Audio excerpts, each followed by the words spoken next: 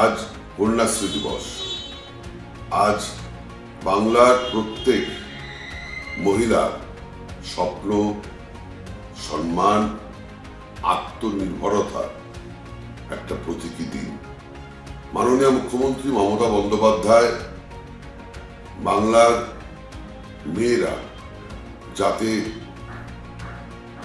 তার পছন্দ মতো পড়াশোনা করতে পারে এবং 18 বছর আগেই তাদের যাতে বিয়ে না হয়, স্বনির্ভর হয়, সম্মানের সঙ্গে বাঁচতে পারে, তাদের স্বপ্ন পূরণ করতে পারে, তার জন্য এই কন্যাশ্রী প্রকল্প চালু করেছিলেন।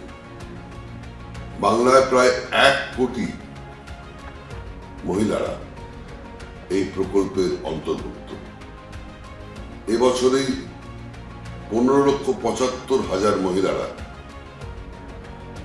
1,000 টাকা করে বৃত্তি পেয়ে যাচ্ছে এবং 2,01,000 কন্যাশ্রী মানে K3 আওতায় আছেন, যারা 2 থেকে 2,500 টাকা করে পাচ্ছে এবং 18 বছর পর এককালীন 25,000 টাকা পায়। এই কন্যাশ্রী প্রকল্পের জন্য মাননীয় মুখ্যমন্ত্রী ইতিমধ্যেই 15,000 কোটি টাকা ব্যয় করেছে।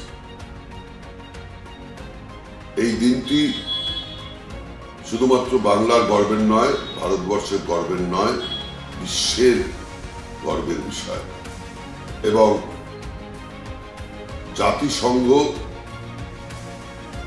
সেরা সেবামূলক প্রকল্প হিসাবে 2017 সালে এই কন্যাশ্রী প্রকল্পকে চিহ্নিত করেছে।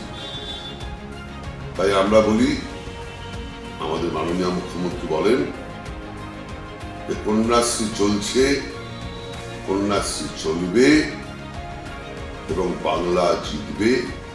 এই কন্যাশ্রীর মধ্যে দিয়েই গড়ে উঠবে আরো রঙিন বাংলা, আরো নতুন বাংলা, বিশ্ব বাংলা।